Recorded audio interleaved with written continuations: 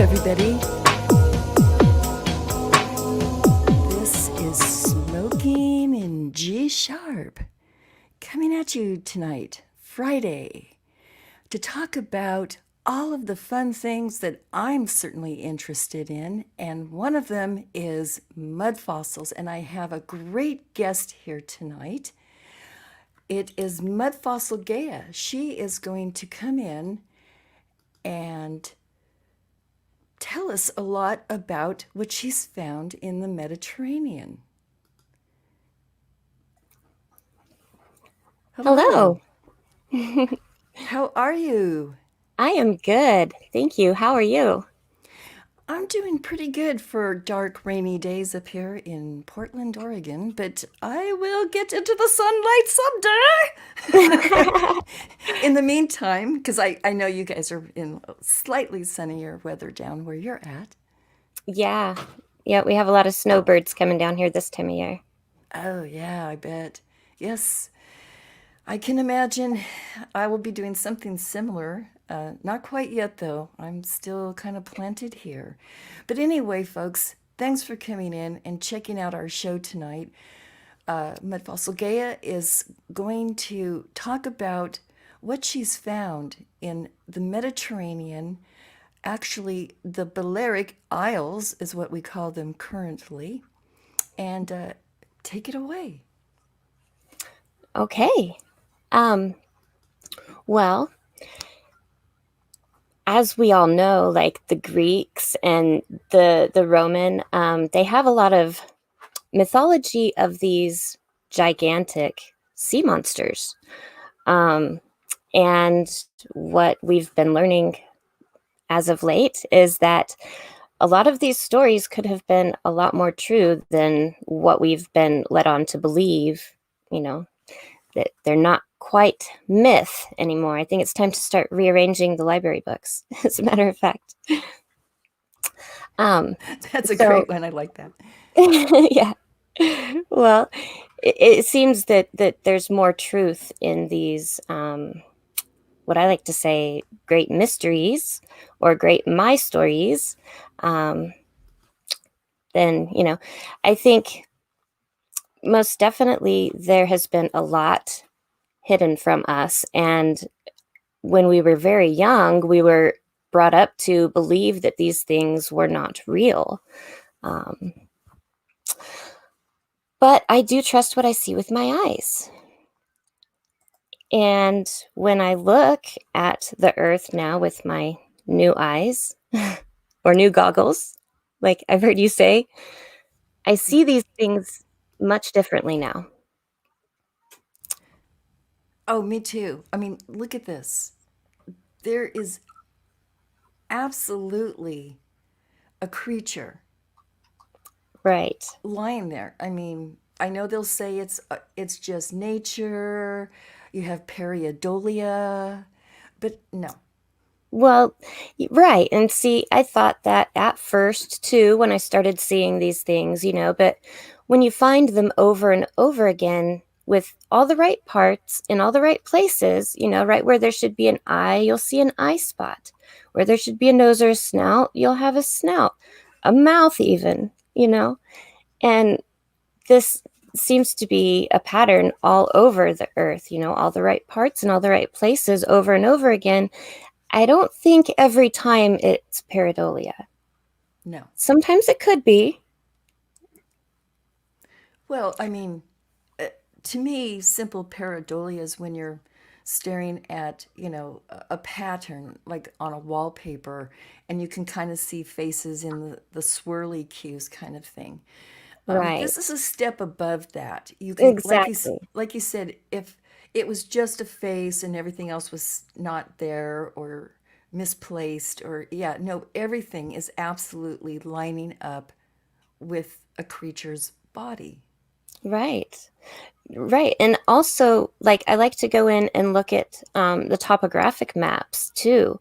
And that helps determine a lot, from pareidolia.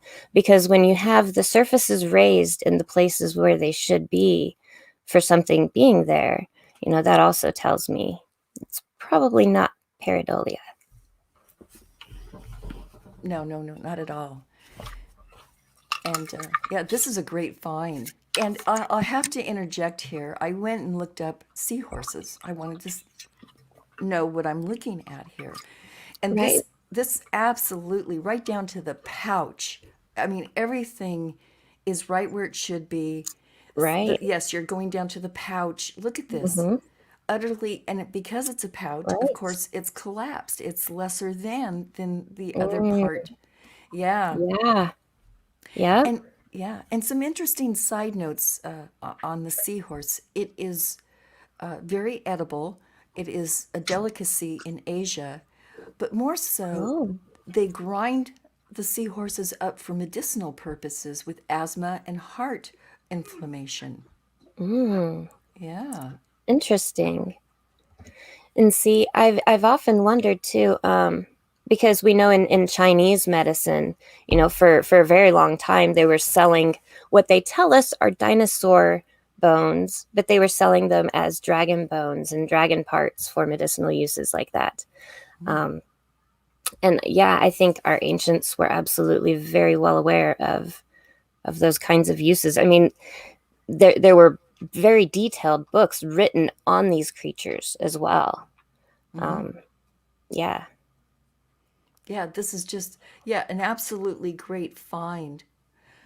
I'm very intrigued. And as you see the body go close to shore, it Mm-hmm. starts curling that tail. I mean, it's just Oh, incredible. right. Yeah, just Yep. incredible. Yep. Now, And one oh, go ahead. no, you go ahead. I was going to say one thing I wanted to do. I just didn't have time, and then I kind of forgot. Now it came back to me. Is I wanted to also look around the artwork in the Mediterranean and how many times that they will reflect things like seahorses in their art. Mm, Because, as you yes. say, as the mysteries, and I love this coined Mudfossil Gaia, my stories, the mysteries, they get diluted, they get misunderstood as time goes on, and the artists capturing the stories of the day are on the tile work and you know Right. and the artwork that they did at the time remain. So I'm going to do that after the show just to see if I come up with anything. Yeah. There's a few pictures on here, like this one they say these are like whales either chasing the chariots or being dragged by the chariots. Um, and of course there's the famous Leviathan. Yeah.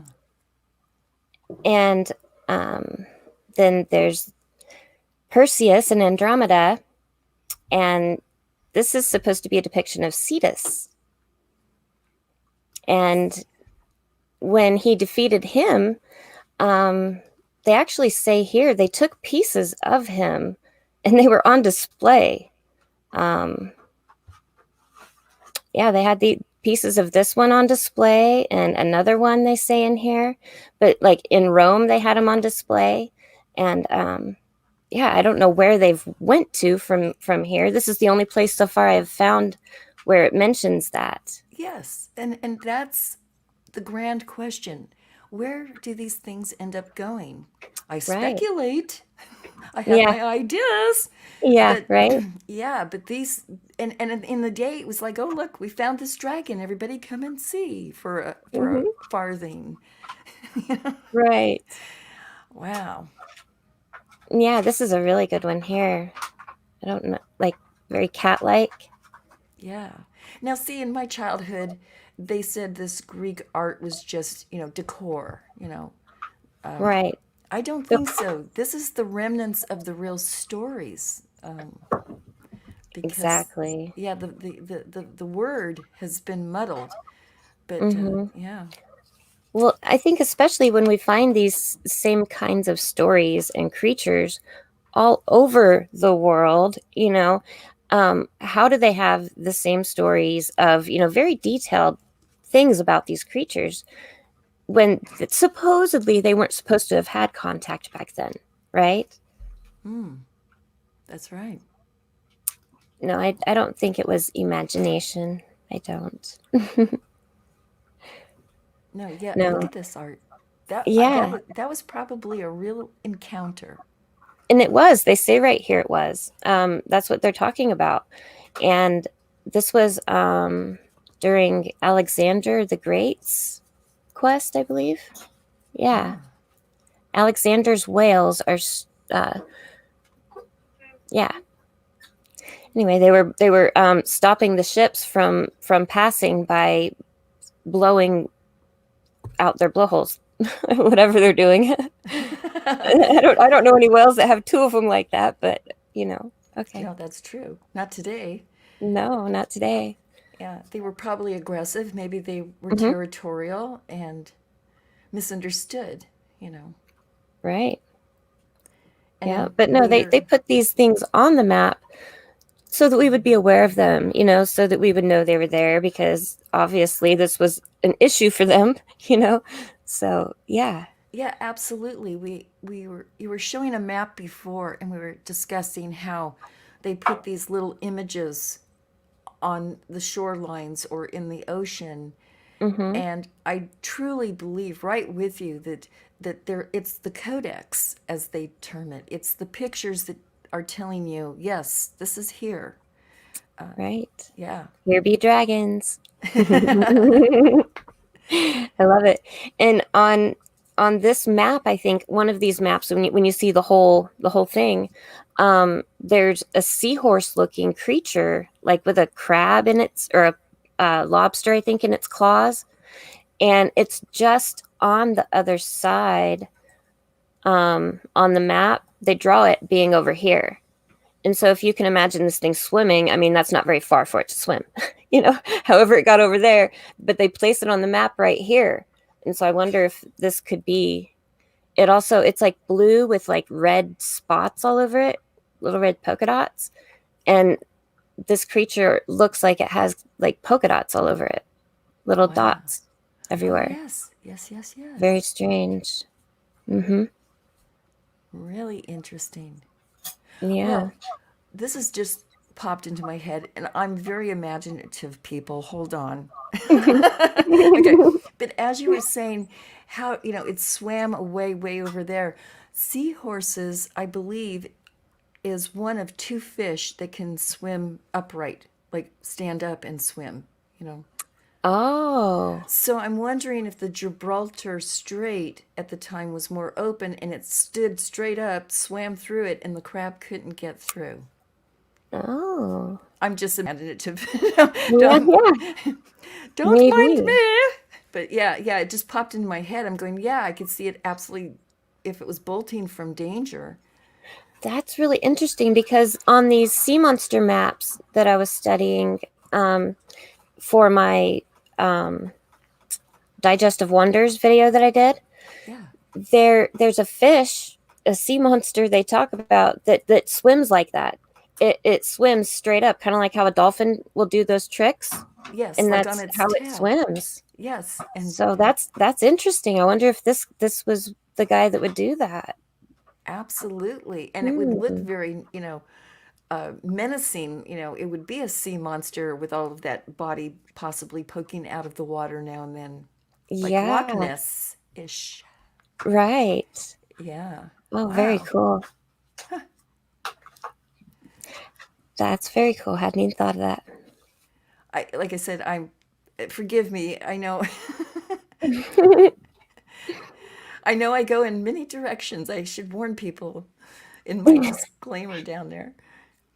But yeah, well, this is great. And also, what Mudfossil Gay and I were talking previously about as she was bringing up all these areas that have islands and such, that not long after the Tartarian society, the civilization, built on these areas bigly, as if I can find any other word for it. A lot of these islands are nothing but ruined buildings from some kind of devastation. We're not clear on that one either. But Right. I think they had intention. it's like these creatures offered something. That's my hit. And Yes. if the seahorse is as medicinal as the Asians are using it, could you think of the gold mine that this huge seahorse had in some medicinal purposes back then? Wow. And the Tartarians, now, if I'm right, they were very, I guess, capitalistic. They seemed very capitalistic, very material, capitalistic. So I could totally see why all these castles were built on the islands because they were very profitable.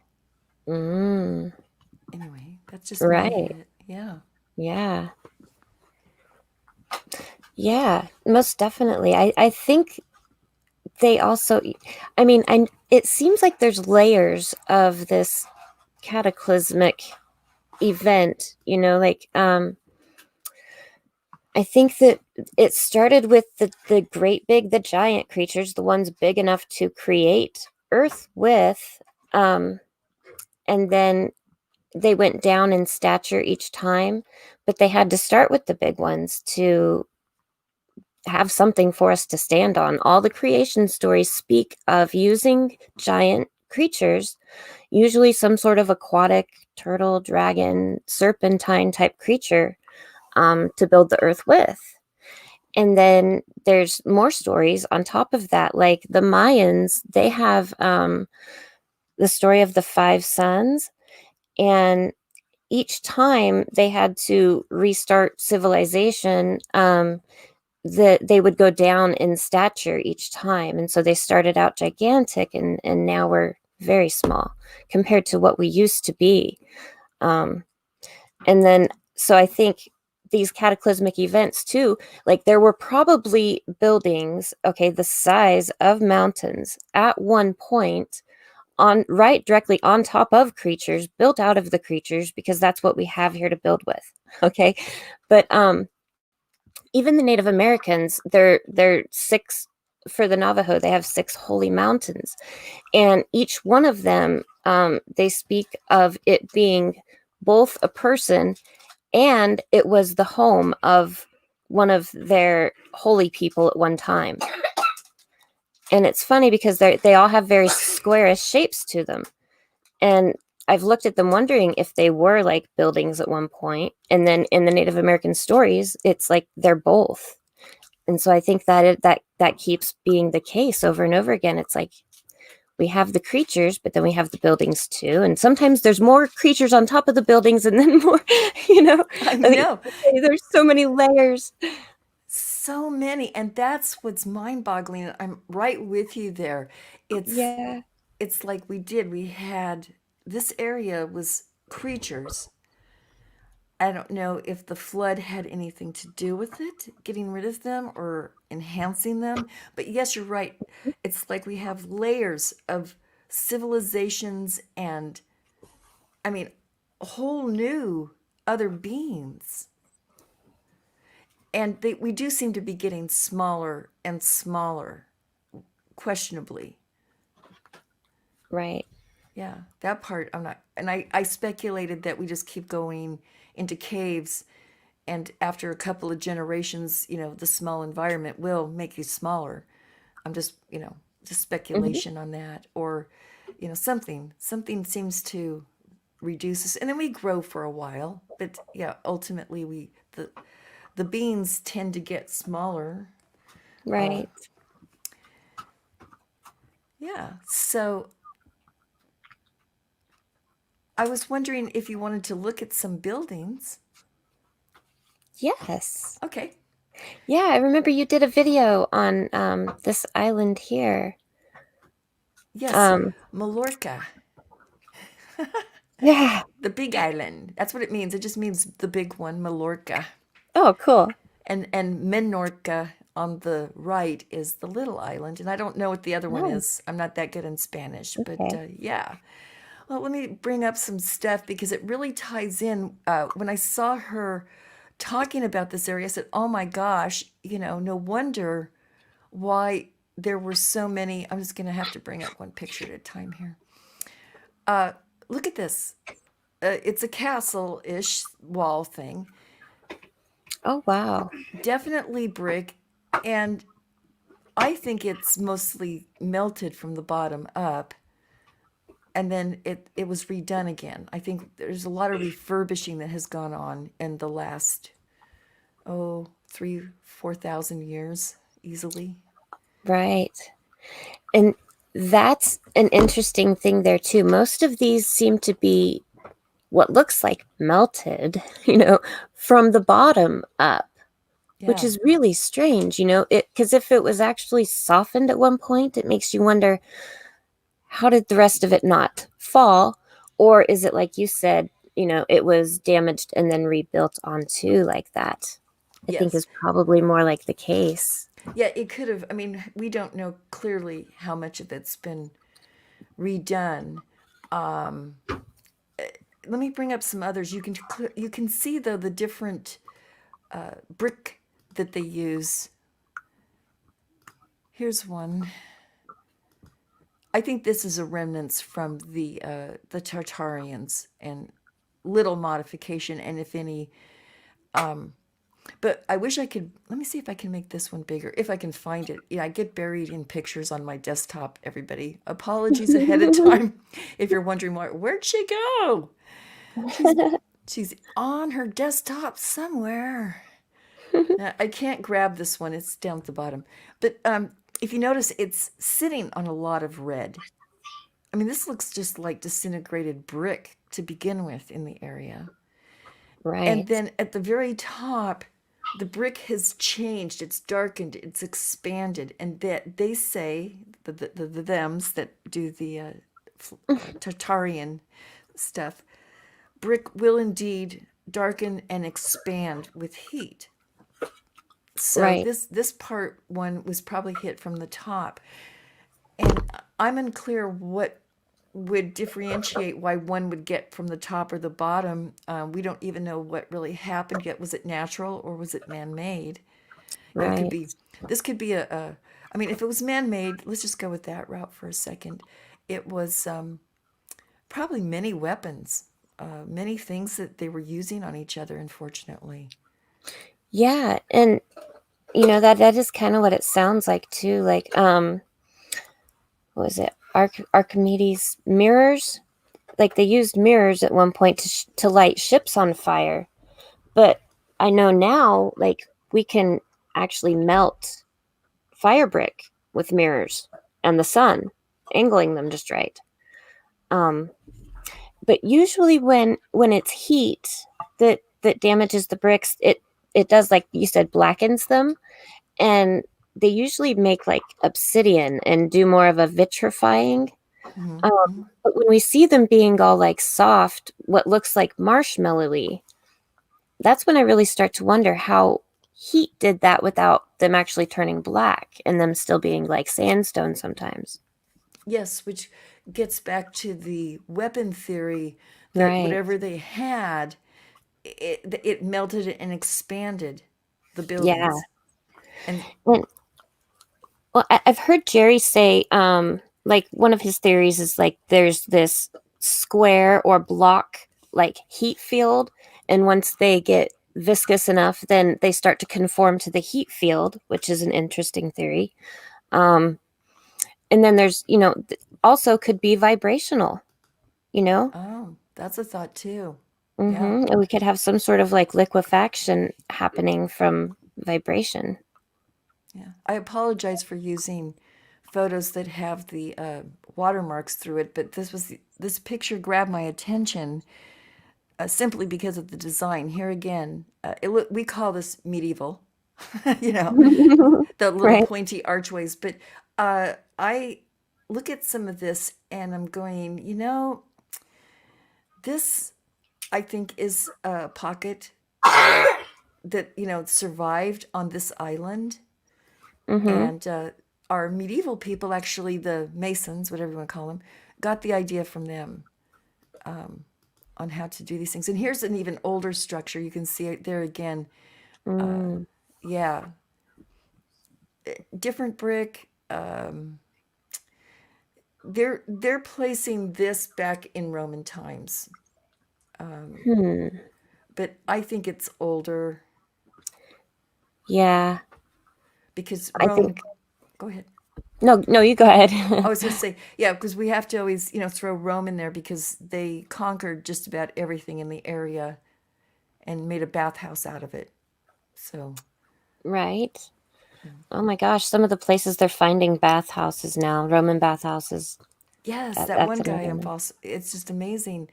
Mm-hmm. They build churches over them, so there's something to that. But I also wanted to bring up one more picture because this one, you could find this in South America, Mayan. You could find this in Egypt. I mean, this Right. one seems very, very old.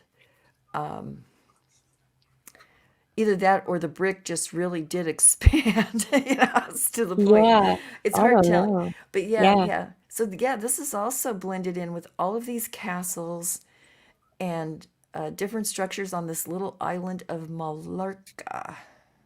Wow. Yeah. Interesting. And let me see, hold on just a second. I don't know if anybody was interested in coming up. I was going to open up the chat. We don't have many people here today. I think sometimes YouTube buries, at least for me. I don't know about you, but sometimes somebody's live, but I won't see them. I don't see them live or. So anyway, Yeah, that happens to me sometimes too. But no, yeah, yeah. And I've had people like that come onto my live and then they've tried to comment and stuff and then they weren't able to. And yeah, I don't know. Like during the giveaway, people were trying to comment and they couldn't. And yeah, it's frustrating. yeah, it really is. Yeah, and I don't normally schedule my shows. I just put them on. Hmm. But today I scheduled them, so I'm just wondering if I just got buried. It happens, or it's Friday Um, evening. Who knows what everyone's doing? right, right. Probably both. Yeah, but they'll catch us on the rebound. But yeah, Yes. I was hoping more would show up simply because I'd love to have people ask questions for you because Mudfossil Gaia, she does her research and she's got a tremendous show going. I hope if you haven't checked her out yet to please do. She delves into the myths and folklore and then ties it to a place and she has some absolutely great finds, you know. Well, And thank you. yeah. So I just wanted to have some people come up and ask you questions today, but we can always do this another time and hopefully they will. I hope you don't. I have to interject here. My little icon today, I thought I'd put on a Tartarian woman That's adorable. I love it. with the moon hat. It's very fitting if That you is knew so me. cute. Very cute. Beautiful background there too. Yeah, I was Very trying to get old something. world. Yeah, I was trying. Just going for my best to show, yeah, there was some very different civilizations before us, and we have certainly been kept in the dark, not Mhm. told much, and we're going to have to be autodidactic and find out for Yeah. ourselves what the truth is.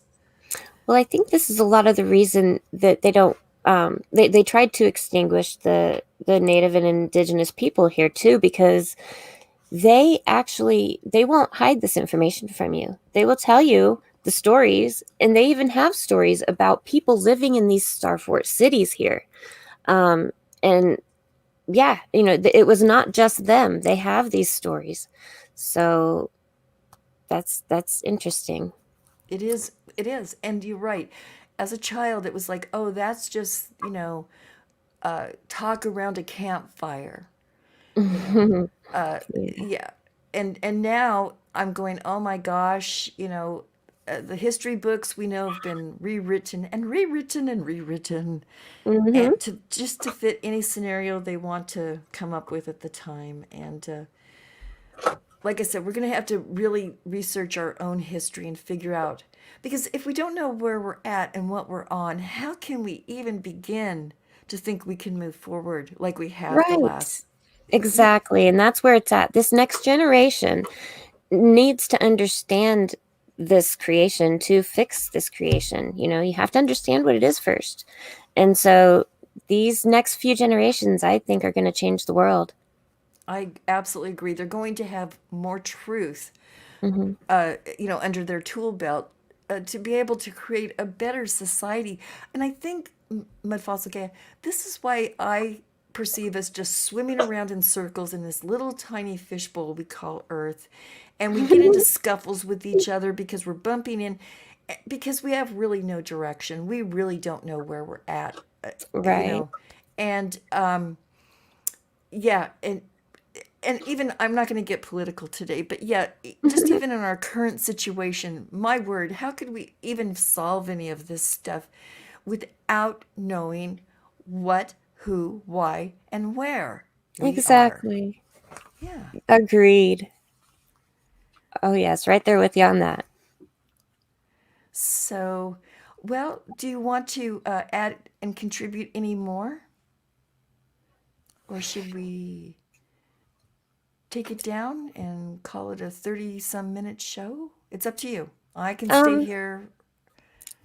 well, I'm probably good. Yeah. 30 Okay. minutes is good. Yeah. Like I said, if we had a full house, I would love to invite Right. people to come up, but because then you get people asking questions and bringing in their own thoughts, and it's Hmm. great.